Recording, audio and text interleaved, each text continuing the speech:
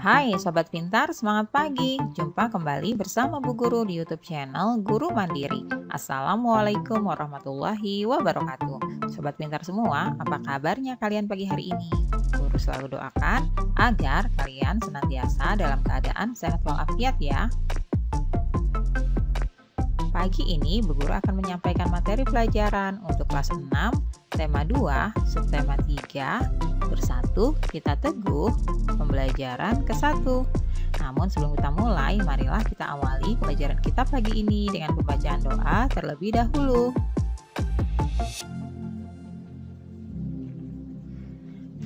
Anak-anak, persatuan akan memperkuat tekad sehingga menghasilkan tujuan yang ingin dicapai. Hari ini kamu akan belajar tentang persatuan yang membuahkan hasil sesuai harapan. Menjaga persatuan dan kesatuan bangsa merupakan kewajiban seluruh rakyat Indonesia karena negara kita terdiri dari berbagai suku, agama, dan ras.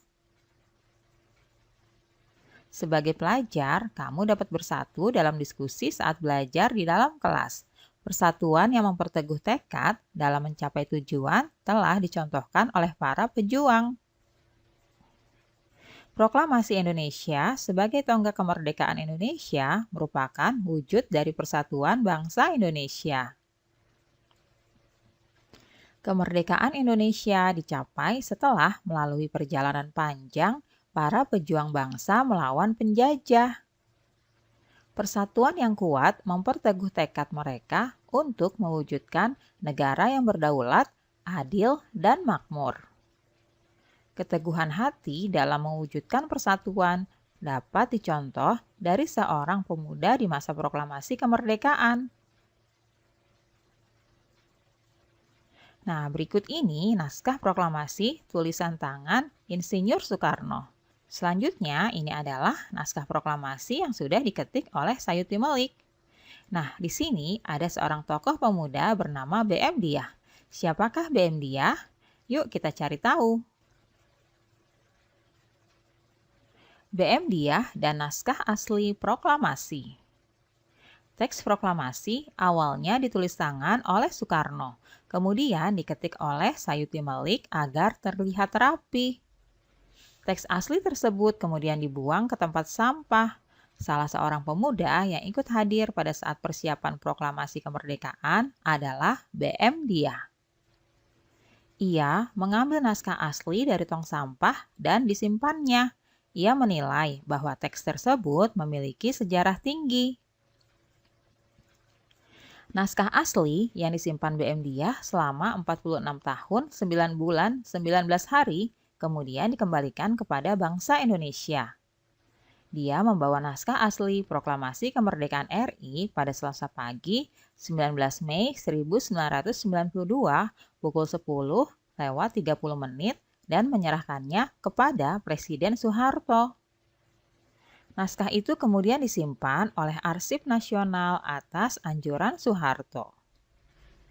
Keputusan BM Diah untuk menyimpan naskah asli sangat tepat. Seluruh bangsa Indonesia sampai sekarang dapat menikmati naskah asli proklamasi dan belajar banyak dari kejadian saat itu. Anak-anak, amatilah kata-kata yang terdapat pada bacaan tersebut tadi ya. Apakah kata-katanya termasuk kata baku? Tahukah kamu apakah itu kata baku? Tahukah kamu tentang kata baku? Kata baku biasanya digunakan dalam situasi yang resmi. Kemudian penulisannya dan pengucapannya harus sesuai dengan pedoman ejaan yang disempurnakan atau EYD. Anak-anak, berikut ini contoh kata tidak baku. Nasehat, apotik, cuman, gubuk, jadwal.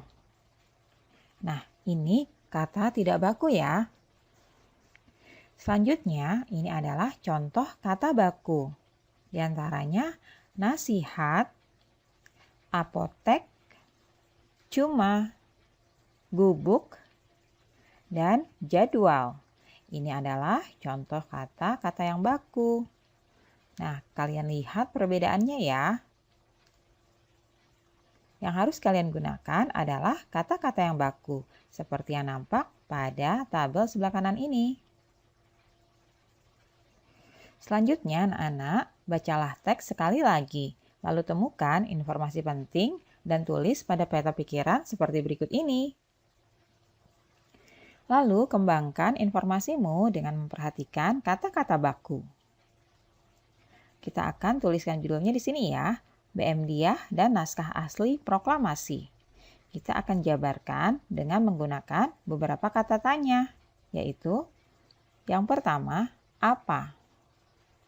Apa yang diambil dari tong sampah dan disimpannya?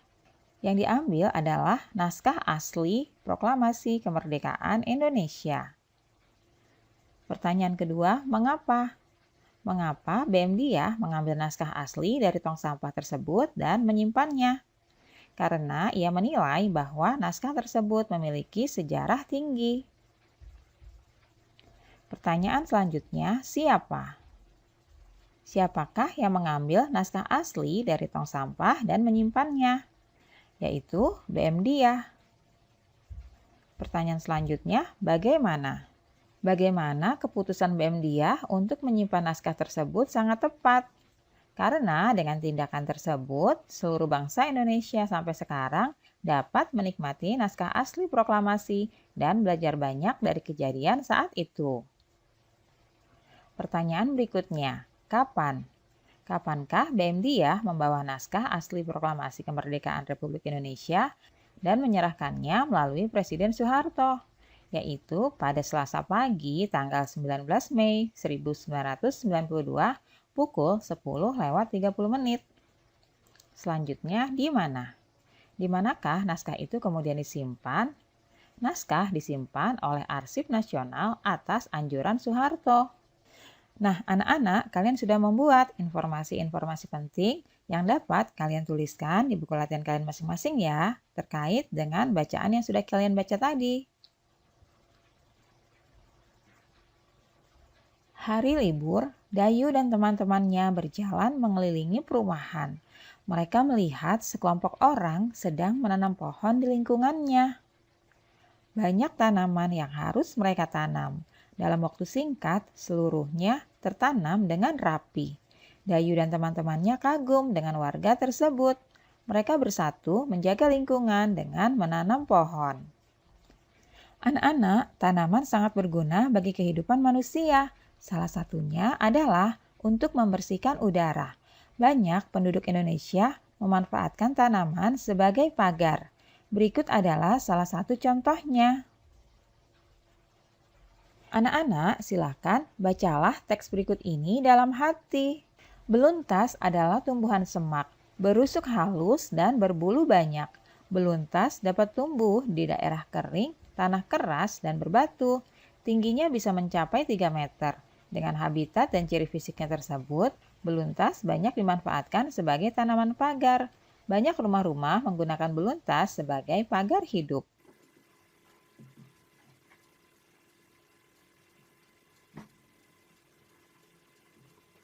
Nah, jika sudah membacanya, maka kita akan membahas manfaat hewan bagi manusia dan lingkungan. Yang pertama, manfaat hewan bagi manusia dan lingkungan adalah penghasil bahan pangan. Manusia memanfaatkan hewan untuk bahan makanan seperti daging, telur, dan susu. Manfaat yang kedua yaitu penghasil bahan kerajinan. Kulit sapi dan kerbau dimanfaatkan sebagai bahan pembuatan wayang kulit. Selain itu, bulu angsa dimanfaatkan untuk membuat kok. Manfaat ketiga yaitu sebagai penghasil bahan sandang. Hewan memiliki manfaat terkait kebutuhan sandang, seperti kain sutra yang berasal dari serat kepompong ulat sutra. Domba dapat menghasilkan wol. Kulit hewan seperti sapi dan kerbau dimanfaatkan dalam pembuatan jaket. Itulah beberapa manfaat hewan bagi manusia dan lingkungan ya. Manfaat yang keempat yaitu sebagai penghasil pupuk organik. Kotoran berbagai jenis hewan seperti sapi dan kambing dapat digunakan sebagai bahan pembuatan pupuk organik yang baik dan tidak membahayakan bagi lingkungan. Selanjutnya, manfaat yang kelima, penghasil tenaga. Tenaga gajah dimanfaatkan untuk mengangkut kayu. Tenaga kuda dimanfaatkan untuk menarik delman. Dan tenaga kerbau dimanfaatkan untuk membajak sawah. Nah, anak-anak, itulah tadi manfaat hewan bagi manusia dan lingkungan. Berikutnya, manfaat tumbuhan bagi manusia dan lingkungan. Yang pertama, sebagai bahan makanan, bagian tumbuhan yang dapat digunakan untuk bahan makanan adalah batangnya, daun, bunga, buah, serta biji. Yang kedua, sebagai bahan sandang, serat kapas dapat dimanfaatkan untuk membuat kain katun ya anak-anak, sehingga bisa dijadikan bahan untuk membuat pakaian. Manfaat yang ketiga sebagai bahan bangunan. Kayu dari pohon jati, pohon kelapa, dan pohon meranti dimanfaatkan untuk bahan bangunan. Manfaat selanjutnya dari tumbuhan yaitu sebagai bahan obat. Banyak tanaman dimanfaatkan untuk obat. Jahe untuk mengobati batuk, daun kumis kucing untuk mengobati ginjal, daun jambu biji untuk mengobati diare, dan masih banyak lagi. Manfaat yang kelima sebagai bahan industri. Industri banyak memanfaatkan tanaman untuk kebutuhan manusia. Di antaranya ada getah karet digunakan dalam pembuatan ban, getah pinus dimanfaatkan orang dalam industri cat, kayu pinus digunakan dalam industri kertas, dan buah kelapa sawit digunakan sebagai bahan dalam industri minyak goreng. Selanjutnya, manfaat yang keenam yaitu sebagai bahan pewarna alami. Tanaman dapat digunakan sebagai pewarna, contohnya sawi dan pandan untuk warna hijau, wortel, pewarna jingga, dan kunyit sebagai pewarna kuning. Selanjutnya, manfaat tumbuhan untuk menjaga kualitas air. Tanaman bakau menjadi penyaring alami dari air laut menjadi air tawar. Nah, itulah manfaat tumbuhan bagi manusia dan lingkungannya. Banyak sekali bukan manfaatnya bagi kita? Anak-anak, setelah proklamasi kemerdekaan, bangsa Indonesia menjadi bangsa yang merdeka. Merdeka dari segala bentuk penjajahan. Setiap warga negara berhak untuk menikmati kemerdekaan tersebut ya, namun berkewajiban pula untuk menjaga kemerdekaan. Kemerdekaan yang diraih dapat diwujudkan oleh rakyat yang makmur dan sejahtera karena mereka bebas berkarya dan menambah wawasannya. Sekarang anak-anak amatilah gambar berikut ini. Gambar di bawah mencerminkan rakyat yang sejahtera. Mereka menikmati kemerdekaan dengan memperoleh kebebasan dalam melakukan pekerjaan dan memperoleh pendidikan. Nah, sekarang kalian jawab ya pertanyaan berikut. Apa pengaruh kemerdekaan bagi petani atau pedagang? Kemudian, apa pengaruh kemerdekaan bagi pelajar? Yang ketiga, apa yang harus dilakukan rakyat agar sejahtera? Nah, kalian bisa diskusikan dan tuliskan jawaban kalian di buku latihan masing-masing. Anak-anak, negara yang besar adalah negara yang rakyatnya sejahtera.